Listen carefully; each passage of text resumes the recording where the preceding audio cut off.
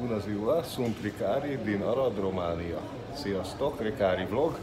Itt a Terülj asztalka, Aradon vagyunk a Kaufland grill részlegén, és terülj asztalkázunk. Itt a nics, amit itt a krumpli, a víz és a jó öreg kávé. És a mai videóban itt fogunk kalandozni Aradon. Egy ilyen kis laza videó lesz, nem ilyen konkrét téma feldolgozása, hanem egy kicsit kalandozunk Aradon, villamosozunk, megnézzük a belvárost, egy kis városnézés, de előtte megesszük a micset. Kézzel kell enni, mert nem tudom, hogy van románul, hogy evőeszköz, és így nem tudtam kérni. Megettük a micset, finom volt, most itt kényelmesen elkávézgatunk. Megettük az ebédet reggelire, mert hogy ma későn keltünk, és majd bemegyek a városba, megiszom a másik kávémat is, mert ez csak a hidegindító. Felveszem a kávévlogot, és akkor nyakunkba vesszük a várost. Végre egyébként normális kajához jutottam itt a 2 napban, az egész napos utazásokban, rendes főtt, sült, egyébek kajához nem nagyon tudtam jutni, úgyhogy most már végre megevédeltünk reggelire rendesen. Még összeakad a nyelvem, mintha másnapos lennék, pedig nem ittam már nem tudom mióta.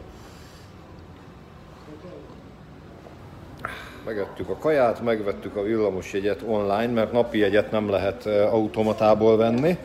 És akkor most felülünk a villamosra, és irány a belváros, a City.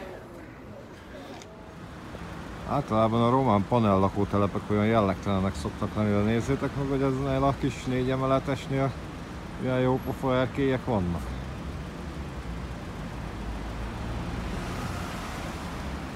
Most kapcsoljuk le az első villamost.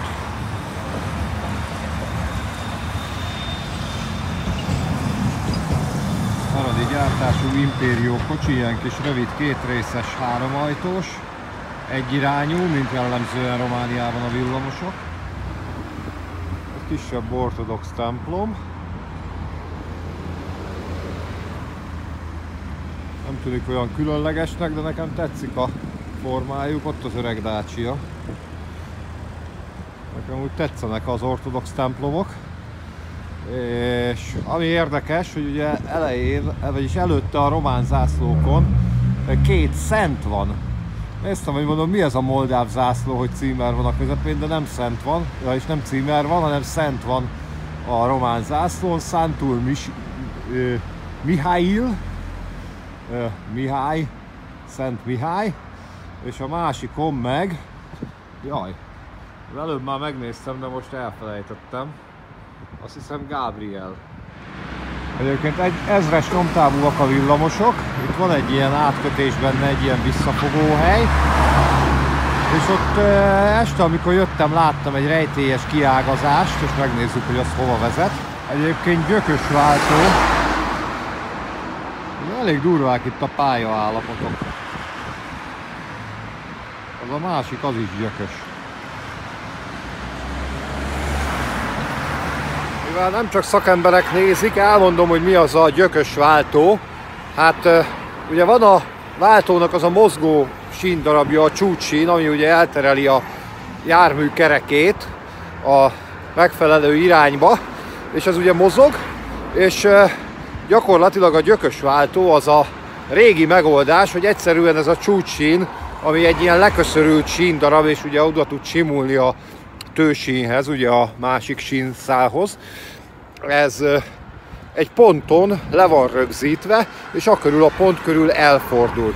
És ott vége van ennek a csúcssínnek, és kezdődik egy másik, egy már fix, egy nem mozgó sínszál. Ez a gyökös váltó, ezt a pontját a váltónak nevezzük gyöknek, vagy gyökkötésnek. És a mai váltók azok már úgy készülnek, hogy egyben vannak a többi részével. Nem tudom, hogy azt a sínt hogy nevezik, ami a csúcssínnek a folytatása, és rugalmas kialakításúak, és gyakorlatilag elhajlik a csúcssín.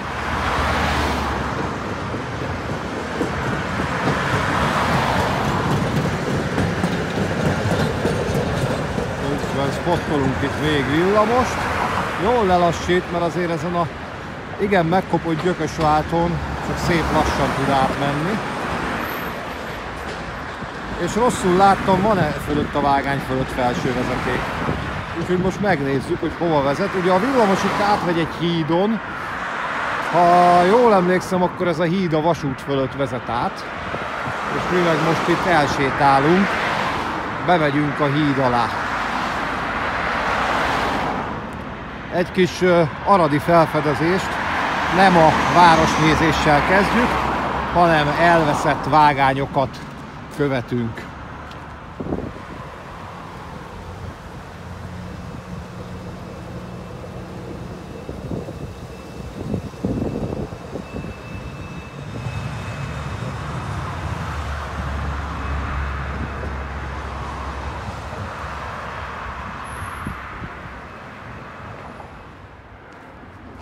De egy vasúti töltéshez érünk, tehát jól emlékeztem, hogy a vasút fölött vezet át a villamos.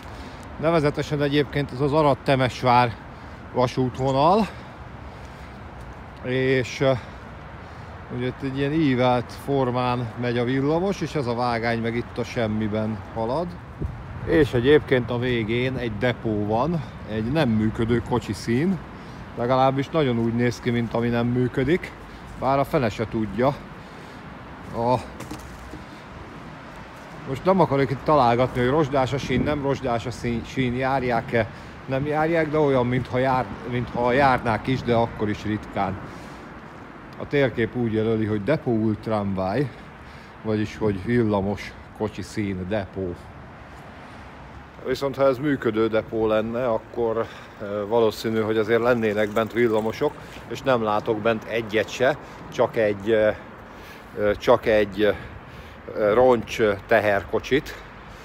Hát lehet, hogy ez még valaha a Gyorokinak volt valamilyen kocsi színje, nem tudom. Minden esetre érdekes. A Gyorokiról majd mindjárt mesélek. Hát eljövök Aradra, és itt is elhagyott villamos kocsi színt spottolok. Meg persze villamost.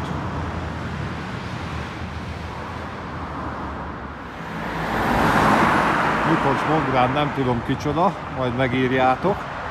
Ott egy ilyen elhagyott, hát nem tudom, erőmű, egy ilyen hűtőtorony. És hát nem biztos, hogy elhagyott. Ott pedig jön a villamos mindjárt.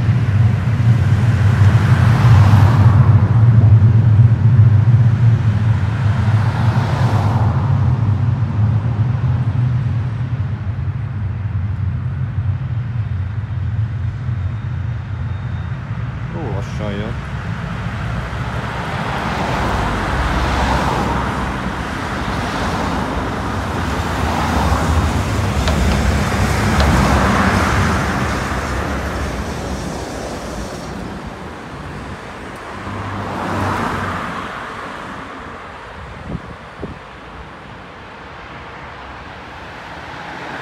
Nem elhagyott, mert ott mellett a kémény füstöl. Tehát ő hozott egy létesítmény.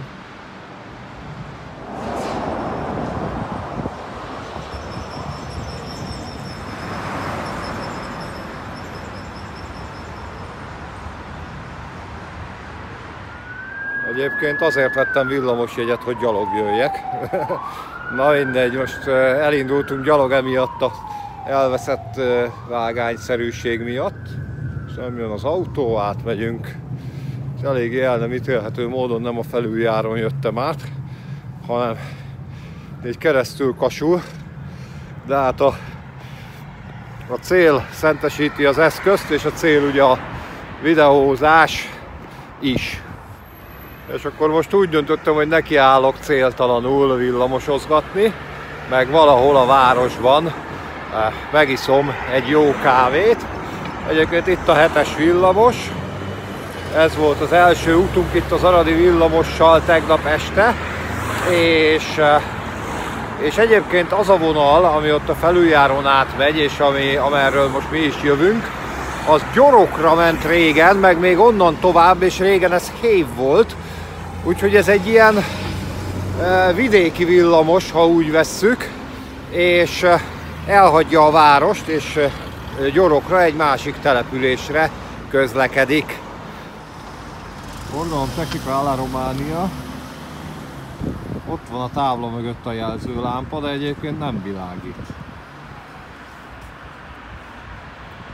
Hát ezek szerint itt, ja, ezek a kocsik ezek nem a piros lámpánál állnak, hanem parkolnak, és nem működik a lámpa. Jó, ezt most így sikerült a forgalmi rendet megfejteni, tehát nézzétek meg egy kereszteződésben. Azt hittem, hogy a pirosnál állnak a kocsik, de nem. Ezek parkoló autók, és a lámpa nem működik, de amúgy is mondom, úgy van elhelyezve, hogy nem látszik a táblától. Azért résen kell lenni, ha Romániában közlekedik az ember.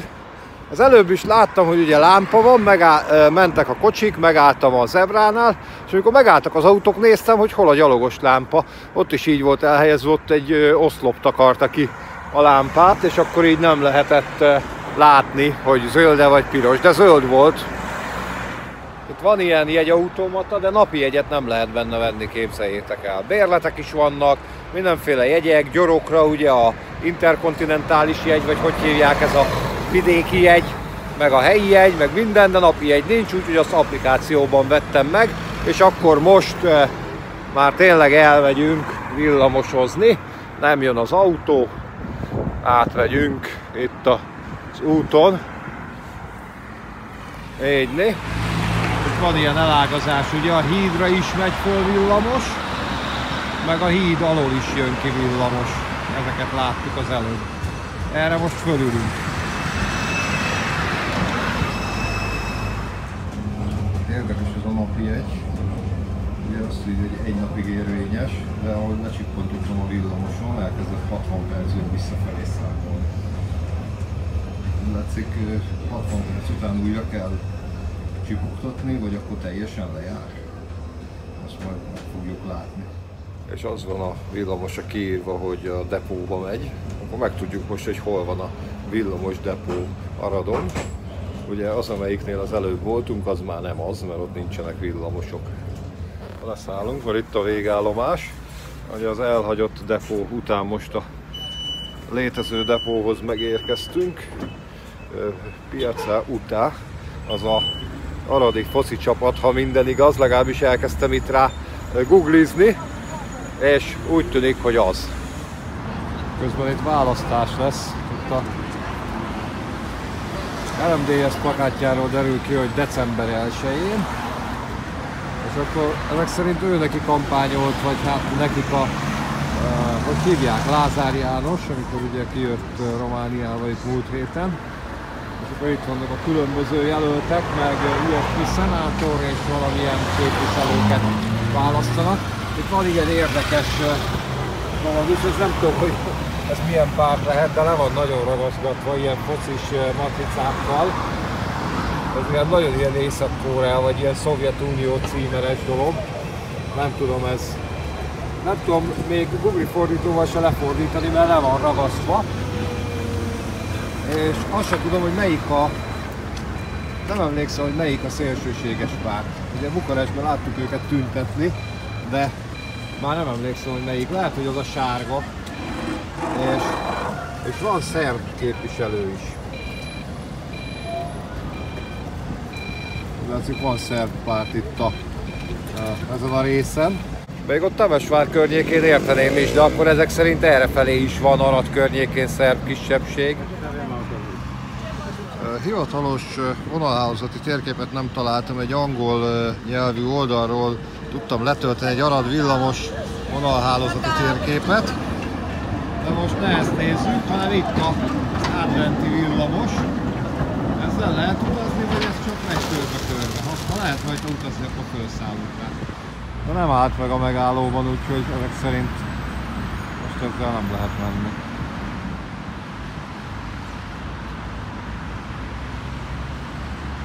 Valamilyen angol nyelvű oldalról tudtam letölteni ezt a térképet, és most itt vagyunk, ez a, hát nehéz megmutatni, ez a Piaca Uta, ugye a foci csapatról elnevezett téren, és elméletileg ugye itt van egy elágazás, de nagyon úgy néz ki, hogy arra egyenesen nem megy semmi.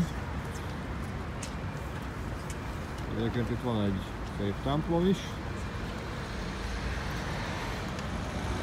Amúgy lehet, hogy ez villamos pótlóbusz, mert arra egyenesen olyan nagyon használaton kívülinek tűnnek a vágányok, és egy villamos sem láttam arra elmenni. Ugye itt van ez a vágány, menne arra, és itt a térképen megmutatom, hogy melyik szakasz az, de mi most ugye itt vagyunk, és csak erre mennek villamosok most. Közben a jegyem azt mutatja, hogy még 31 percet utazhatok. Nem tudom, hogy utána mi lesz, hogy ha újra lecsipogom, akkor elfogadja, vagy kell-e újat venni. Ott a depó, oda ment az előbb a villamosunk. És az előttünk levő is oda mehetett be, mert megállt a villamos és leszállt váltót állítani a járművezető. Úgy látszik, itt is ezek a manuális váltók vannak, legalábbis itt a kocsi színnél, majd kifigyeljük, hogy a vonalon hogy van, lehet, hogy ott vannak ilyen távműködtetésűek is. Majd megmondtam, a villamosozást leszállok. Itt van egy gyári táblája a villamosnak, ugye 2022-ben itt az Astra cégnél gyártották itt a Radon, és majd kielemezzük, lehet, hogy a live-ban ezeket az adatokat. Minden esetre 2400 mm széles a villamos, tehát tudna közlekedni Budapesten a Szabadsághídon. Természetesen, ha normálnyom közül változat lenne, ez ugye 1000 mm-es, 1 méteres nyomtávú, úgyhogy ez nem tudna.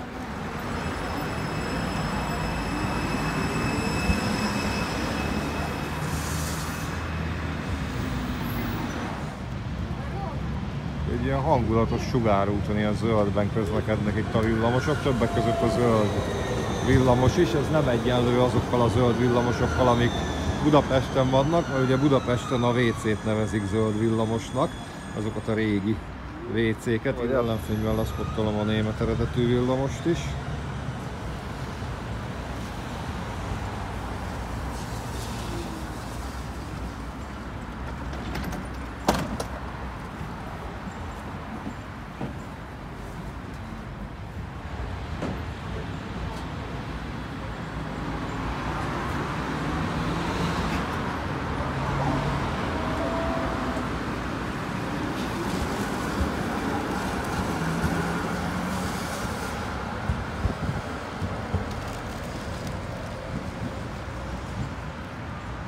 Na most hirtelen két ilyen csotrogány német kocsit is fel tudtam venni, ez tök jó, de most már beülünk valahova kávézgatni.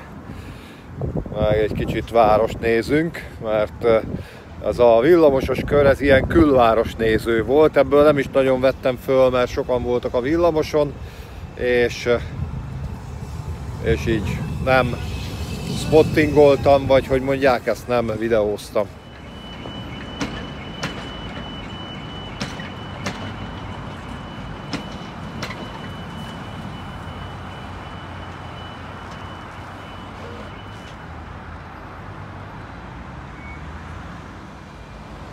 Dorokra megy, oda nézzetek.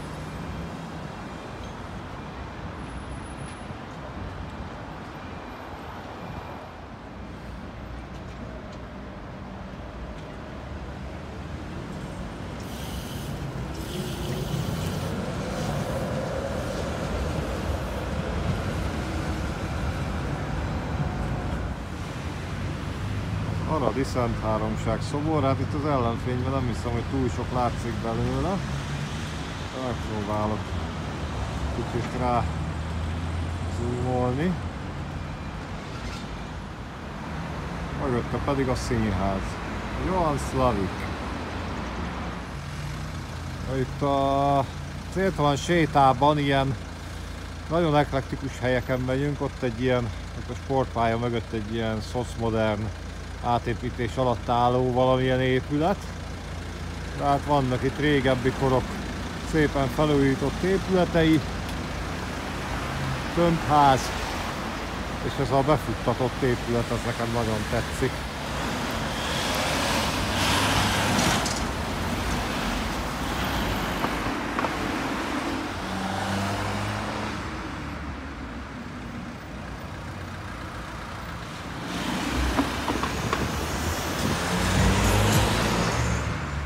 És ott pedig arra fogunk menni, mert arra van a Maros, és átmegyünk a hídon.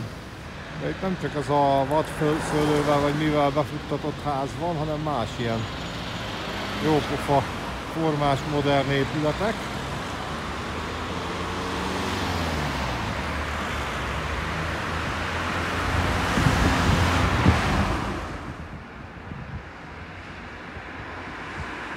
És így, hogy átkelünk a Maroson, így lehet, hogy megint nem lesz kávé, mert pont elkerülöm az ilyen kiülős helyeket. Itt valamilyen csillagerőd van, majd mindjárt utána nézzünk, hogy mi ez, és ezt szeretném megnézni, amíg még világos van. Ugye itt a román idő szerint 1 órával később sötétedik, mert ugye itt 1 órával később van akkor, amikor sötétedik, tehát elvileg van még 2 órám. És akkor itt látható a Maros, vagy románul Mureș, nem túl izgalmas szabályozott medre, de ha itt egy kicsit benagyítunk, akkor a városközpont felé tudunk elnézni.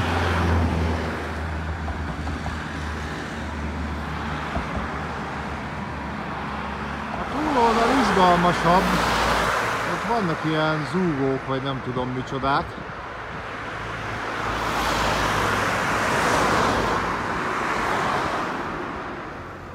Hát ezt benéztem, mert itt a Maroson túli területen, ahol van ez a csillagerőd, én azt hittem, hogy ez valamilyen történelmi helyszín. Hát lehet, hogy az, de katonai terület, ilyen szögesdrótos bejárat van, meg ilyenek, úgyhogy oda nem fogunk bemenni. Én azt hittem, hogy valamilyen jó kis turista helyszín, bár gyanús volt a térképről, hogy semmilyen nevezetességet és vendéglátóipari egységet nem jelöl. Úgyhogy rövid volt ez a séta itt a Maroson túl, végig csak lesz itt kávézás. Meg is mutatom, egy ilyen komáromi monostori erődszerű dolog, de hát nem lehet bemenni, meg megközelíteni. Amúgy, ha már a műholdképet mutogatom, akkor van itt a Marosnak egy ilyen zuga, egy ilyen kanyarulata, egy ilyen szigetszerű hely tulajdonképpen. És itt nyáron strand van, de hát ilyenkor ugye nem strandolunk. Tudjátok mit? Ha már itt vagyunk ezen a szigetszerű valamin, akkor elsétálunk itt a Maros parton, és a másik hídon megyünk vissza. Egy kicsit átérezzük ezt a Maros parti feelinget. Egyébként feelinges a hely, de hát ilyenkor szinte teljesen kihalt. Szinte azért néhányan sétálgatnak itt. Nyáron biztos benépesül, lehet itt jót korzózni, meg itt valami, mondom, valami strand is van. Ott a strand.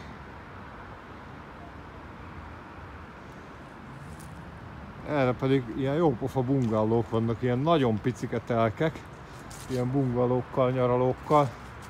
Nagyon jópofa.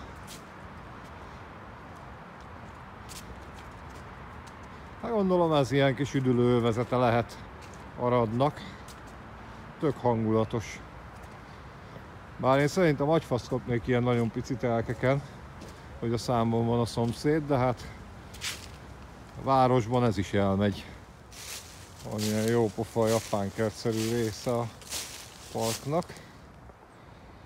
Ott a cukiság faktor. Itt.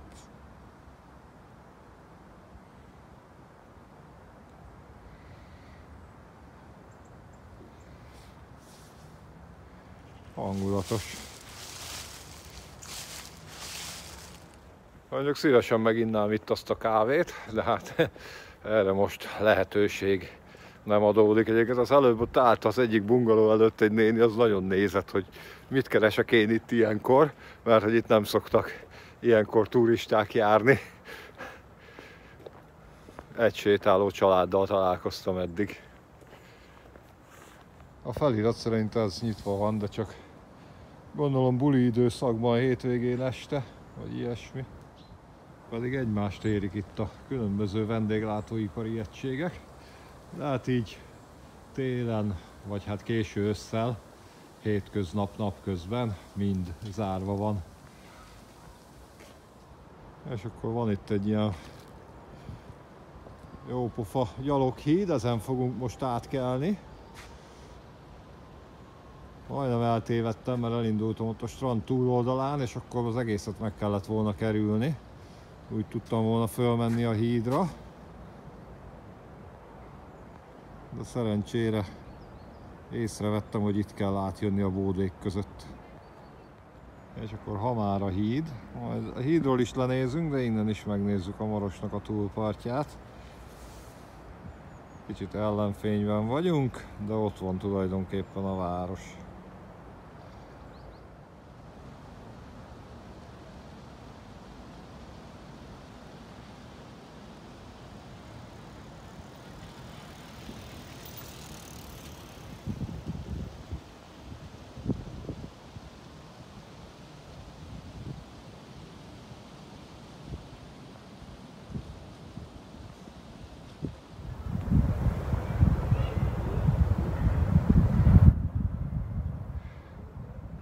Ottan én is hívtam a macskát.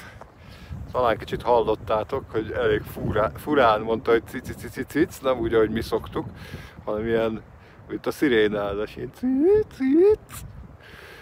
Ja, úgyhogy úgy van románul a cic.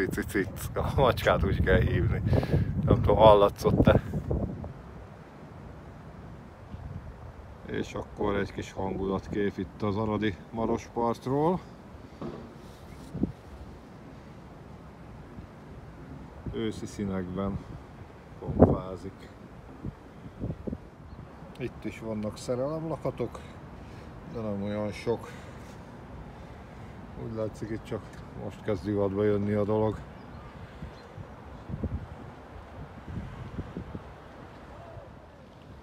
Felismeritek azt a hűtőtornyot ott a távolban? Ugye arról jövünk a videó eleje felé. Mentünk el mellette.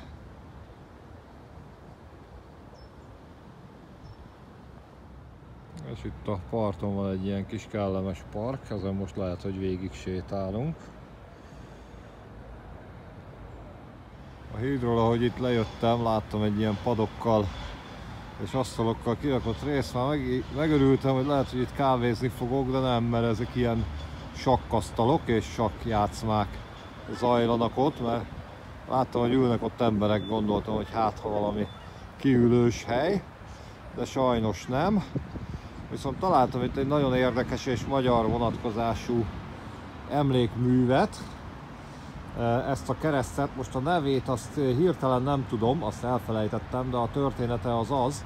Egyébként a megalkotó szobrász építészről kapta a nevét. A története az, hogy ez tulajdonképpen az első világháború után és még a trianoni békeszerződés előtt, amikor ugye Erdélynek, Párciumnak, Bánátnak a jogállása még nem volt tisztázott és nem volt békeszerződésbe foglalva, és hát ugye még harcok folytak ugye a területekért, és akkor a Magyar Vörös Hadsereg, Kun Béla Magyar Vörös Hadserege itt próbálta a területeket visszafoglalni, és ez az emlékmű tulajdonképpen annak a harcnak a civil román áldozatainak állít emlékművet. Egyébként a 30-as években emelték. Gránitból van, az áldozatok nevei vannak rajta. Kicsit ilyen furcsa betűkkel, de ezt annyira nem ismerem így a román kultúrát, hogy ezt meg tudjam ítélni. Nekem furcsa betűkkel, és ott a román címer rajta. És eredetileg nem itt állt ez az emlékmű, hanem a Podgorja téren, ami most közlekedési csomópont, de egyébként a kommunista időben lerombolták, mondván, hogy ezt a királyi Románia állította, és akkor nem volt kívánatos. Lehet, hogy az is benne volt, hogy ugye Kun Bélára nem tudom, hogy mennyire néztek jó szemmel Romániában, a román kommunista pártban, de minden esetre az biztos, hogy benne volt, hogy mondván, hogy ezt az akkori monarchista szellemben állították ezt az emlékművet, ezért akkor ledöntötték, és valahol félredobva pihent, és csak a rendszerváltás után 1993-ban állították föl újra. Egyébként itt ebben a parkban, a Városháza mögött, ott a Városháza, legalábbis a Városházának ez a hátsó homlokzata, és Nagyon kellemes egyébként az a park, mert ha megfordulunk, akkor a parknak a végében a régi kaszinó található. Ez is egy elég szép épület, úgyhogy ezt is meg fogjuk itt nézni. Valamiért az a kereszt fogott meg elsőre, és aztán hát magyarul nem, de románul megtaláltam a leírását, és hát szerencsére a Google az tud oldalt fordítani, websájtot fordítani, és így megtudtam, hogy mi az. Ugye erre a régi kaszinó épületére pedig az van ráírva, hogy Palatul Kulturál, ennyit még értek, nem nehéz kitalálni, kultúrpalota, vagy valami ilyesmi. Valamilyen kulturális funkciót tölt be, mellette pedig itt mellszobrok találhatók, és ugye ott van a park azzal a kereszttel. Megnézzük még egyszer, és megnézzük a másik oldalát. Az előbb ledekkolt a srác, a gördeszkás srác, aztán nem akartam zavarni. És megnézzük a keresztnek a másik oldalát is. Nagyon hangulatos ezekben az őszi színekben a park.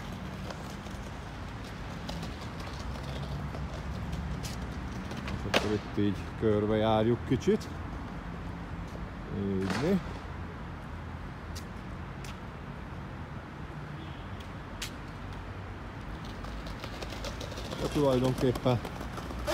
Tulajdonképpen hasonlít a másik oldalára. Csak itt ilyen más mintázatok, nem végig nevek vannak, hanem más mintázatok is vannak, és itt is középen a román királyi címer. Már azt hiszem, ilyen a mostani címere is Romániának. Erről van videóm, majd abban megnézhetitek, és én is meg fogom nézni.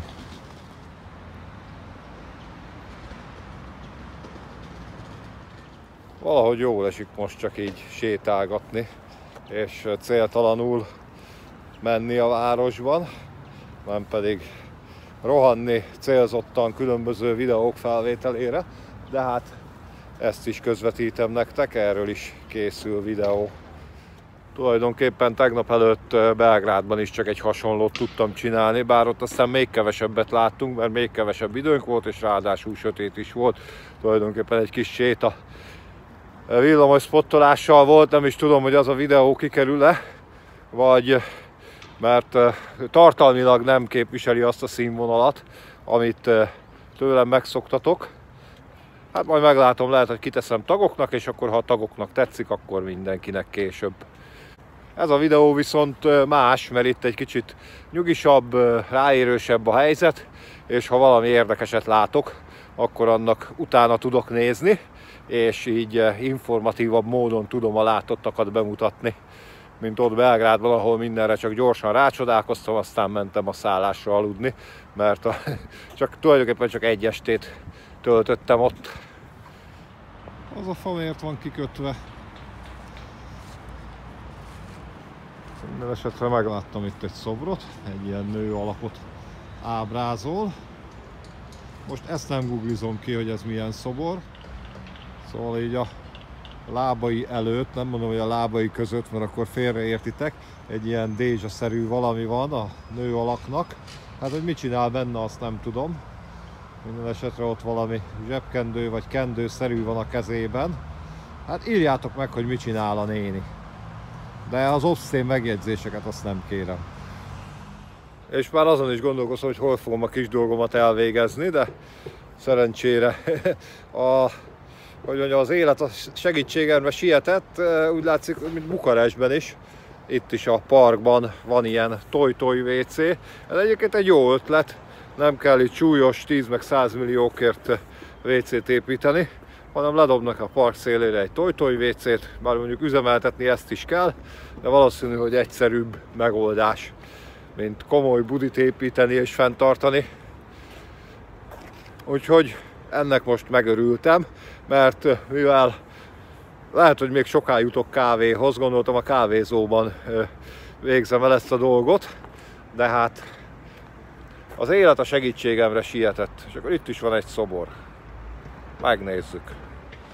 Hát és ha közelebb érünk, akkor látjuk, hogy a szobor Avram Jankut ábrázolja, aki hát a magyar történelem szempontjából egy elég sötét alak, ugyanis az 1848-49-es szabadságharc idején a császári seregek mellé állt román csapataival, és a szabadságharcosok ellen harcolt, és hát vérengzés is kötődik a nevéhez, magyar ellenes vérengzés, úgyhogy hát őt mi azért annyira nem nagyon szeretjük, itt Romániában viszont tisztelik.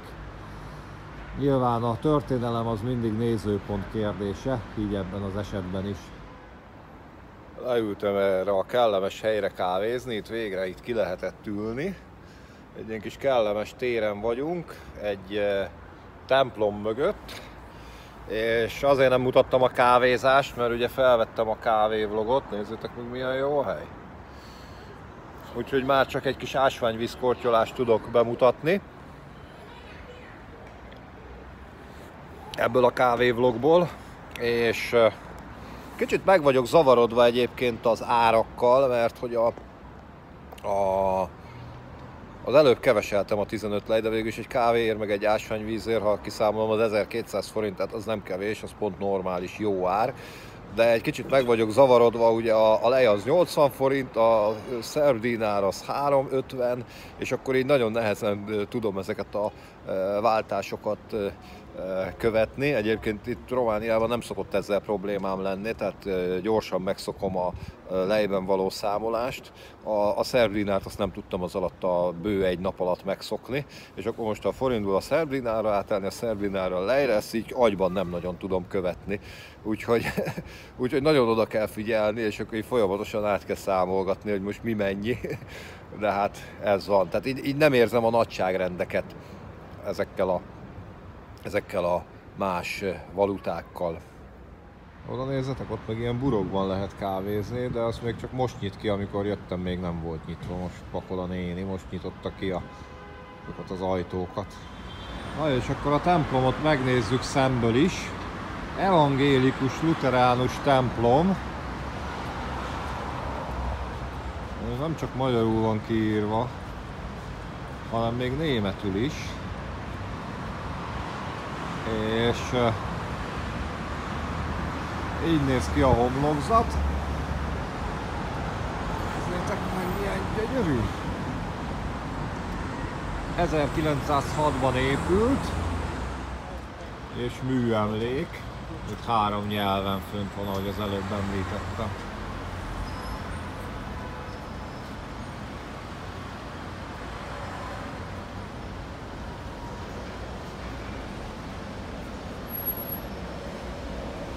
A villamos.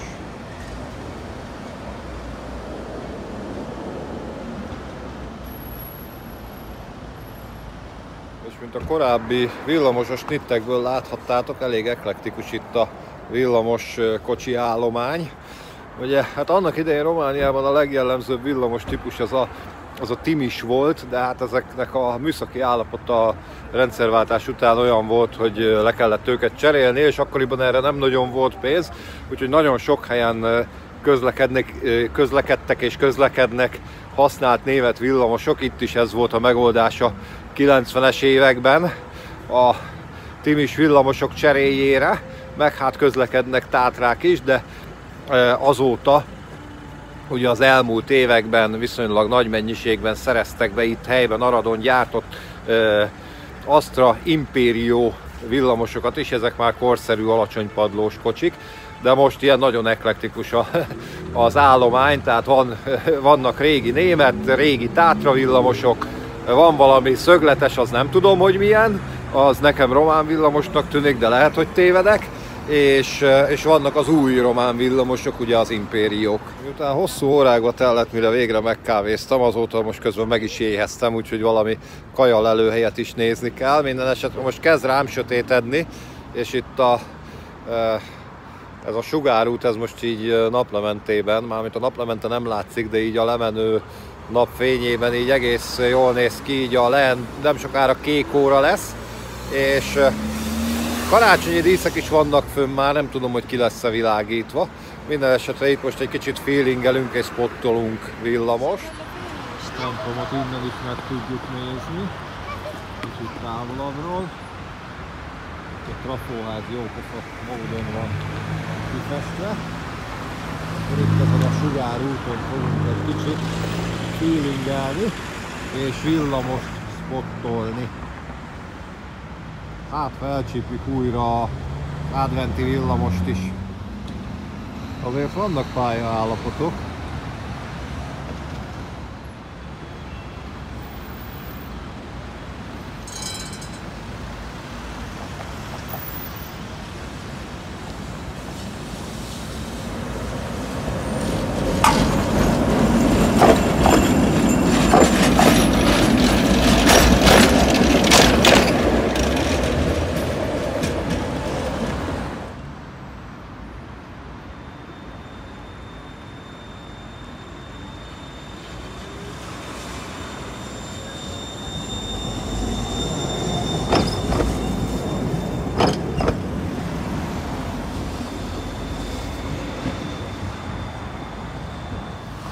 Szerencsénk van, jön az adventi villamos.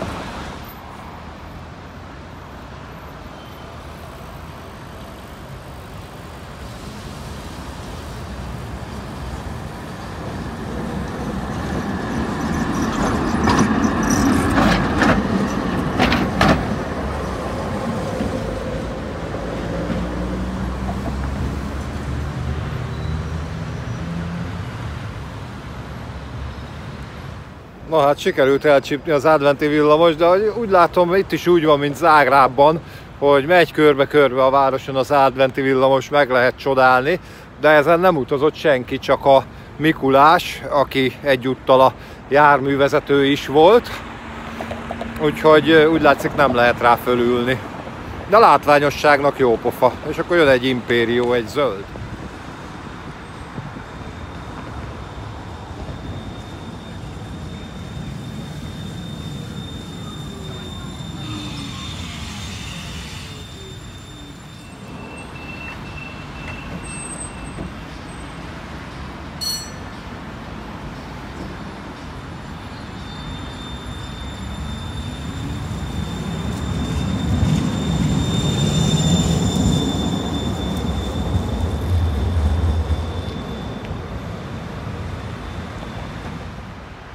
Adottam már a valami futárkijelzőt.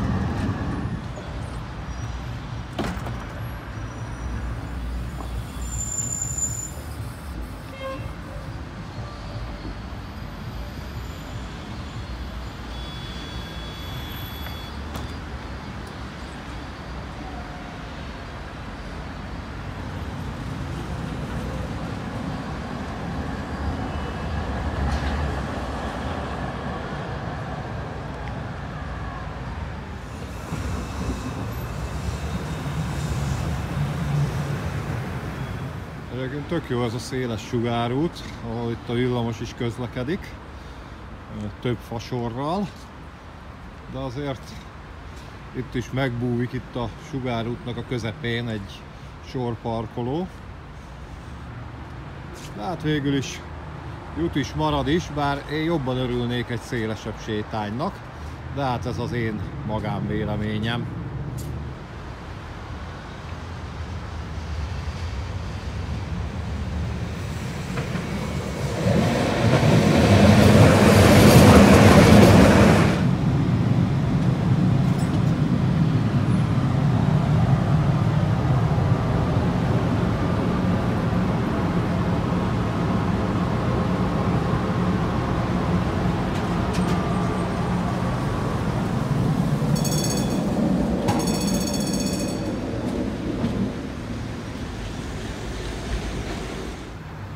És akkor most mindjárt lecsekkolom, hogy érvényes-e még a jegyem, amit itt Aradra váltottam, az a napi jegy, hogy gondolom, remélem, hogy tényleg napi és nem csak 60 percet érvényes, úgyhogy majd mindjárt felszállok még egy villamosra, és akkor lecsippantjuk. Ha nem jó, akkor gyorsan veszünk egy másik jegyet.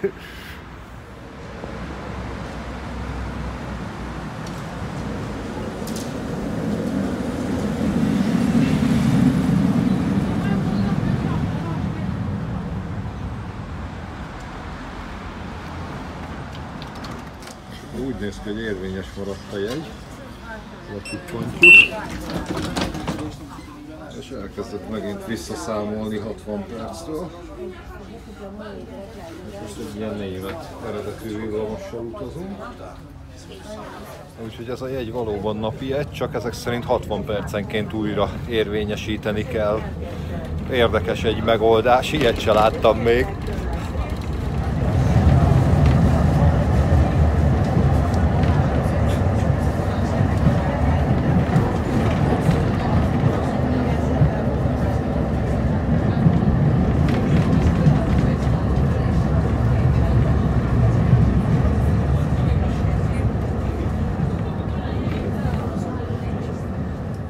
Érdekes, hogy ez ilyen egyirányú kocsi, de mind a két oldalán vannak ajtók. Most megpróbálunk többféle típussal utazni, eddig azért azt hiszem csak Impérióval utaztunk, most ezzel a némettel talán Duak kocsi lehet, és majd megpróbálunk egy Tátrát is elcsípni így utazásunk során.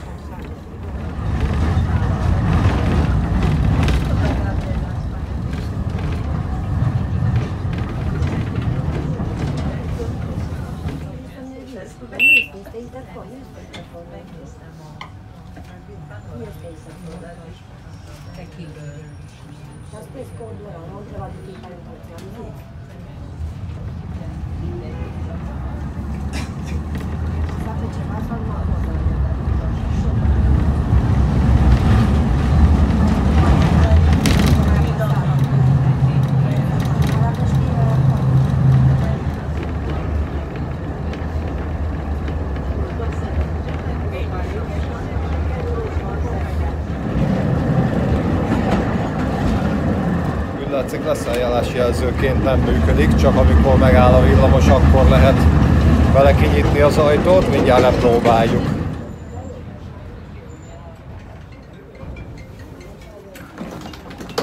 Kinyílt az ajtó anélkül is, még előbb, mint ahogy megnyomtam volna. Úgyhogy most itt akkor leszálltunk, leszpottoljuk, ahogy elindul, és visszafelé felszállunk, elmegyünk a szálláshelyre.